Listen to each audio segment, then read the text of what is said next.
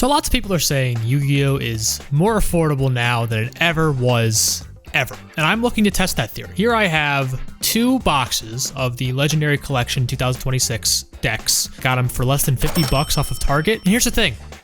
I'm not even using the X-Saber deck. I'm only gonna take 2 copies of each of these decks, 2 locals. Please focus. Oh my God, please focus. I'm gonna cry. I'm only gonna take 2 copies of each of these decks, 2 locals, and see how I can do with less than $50. I will have included 2 extra cards that aren't in the set, but they are being reprinted in Rarity 5, and they also are just commons, so it's not that hard to find. But here we go.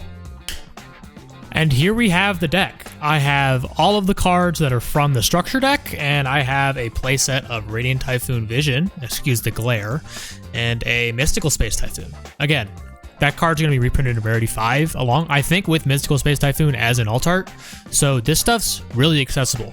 Not to mention the extra deck and the side deck are all included in the structure deck. I also did a little more digging, and you can even get the Sky Striker and Mitsu structure decks for, I think, yeah, under that $50 price range if you just want those. I believe on Facebook you can find them and they'll just ship it to you. So again, really accessible, or you can just buy singles. Again, you can play this deck for under $50. It's actually insane. So without further ado, let's get the locals.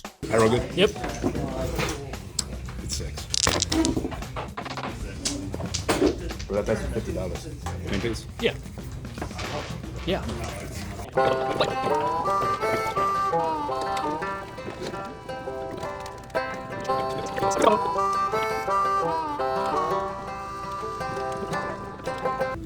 Don't set more than one back or I'm gonna cry.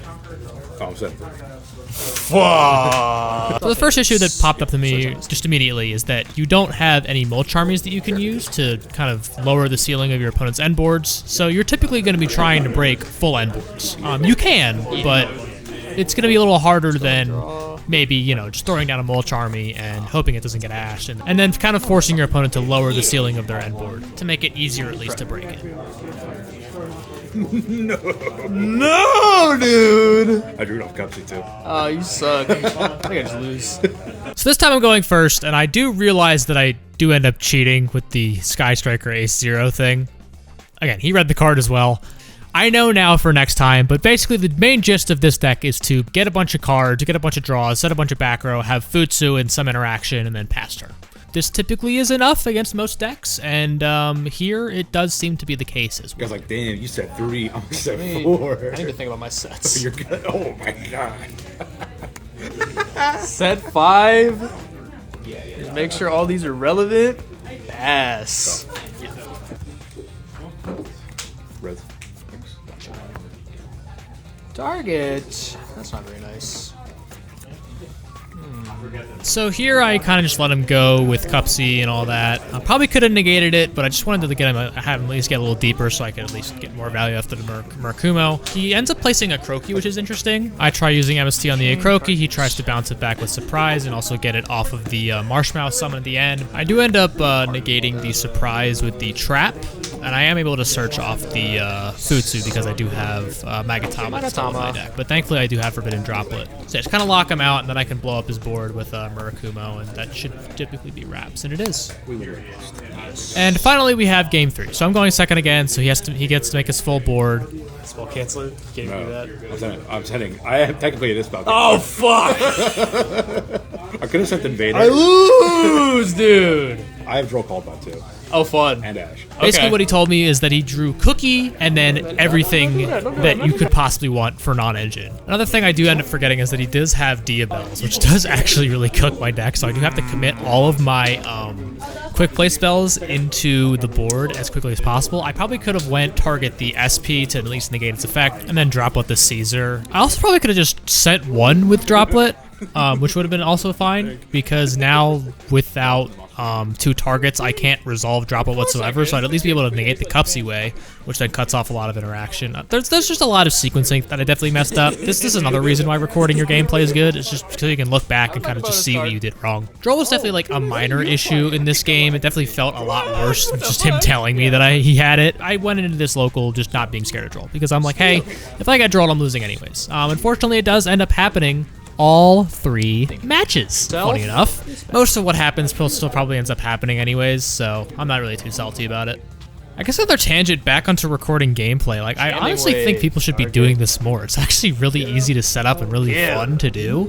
I definitely recommend you guys go out to your locals if you have like a webcam or something and just like record your matches. You're actually going to be surprised how much better you are going to get at your gameplay just by watching stuff back. It's actually really cool. I don't know. I just wanted to go on another tangent so I didn't have to, you know, keep some more dead audio there. But other than that, I had a really fun time playing against Jackson. Good games, dude. Oh, you're crazy! Good game.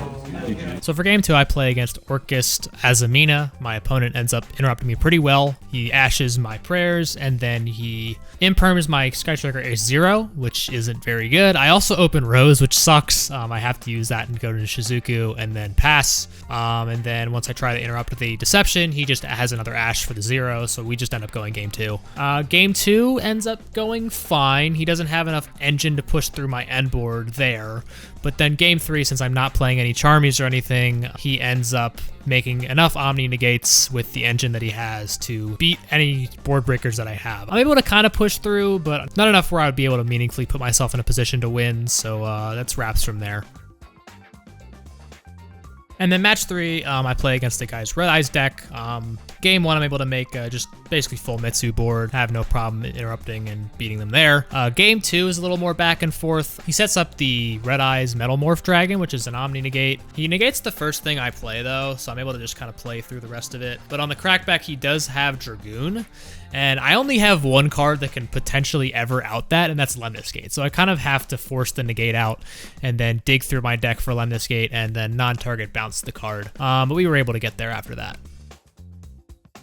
So I ended up going like 1 and 2 at that locals, but I still feel like I competed fairly well. I was able to at least take a game off of 2 of the best engines in the game with Yummy Fiendsmith and Orcust Azamina. Overall, I feel like for my first time playing Mitsu Sky Striker as well, I think I did fine. Again, I feel like people can just pick up the deck and win a couple games at locals and, you know, do well and just have fun. That's the biggest thing.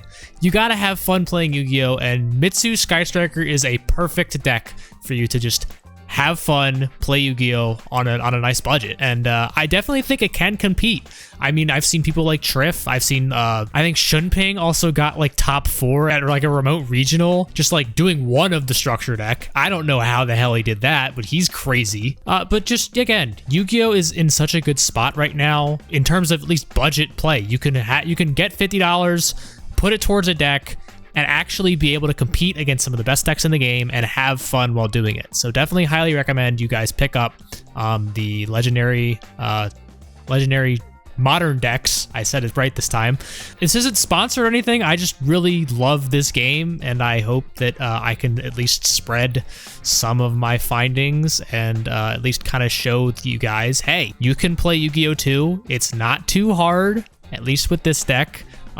There's some things you might have to learn here and there, but again, you'll have fun doing it. That's the biggest thing. At the end of the day, Yu-Gi-Oh's a game, and a game is supposed to be fun.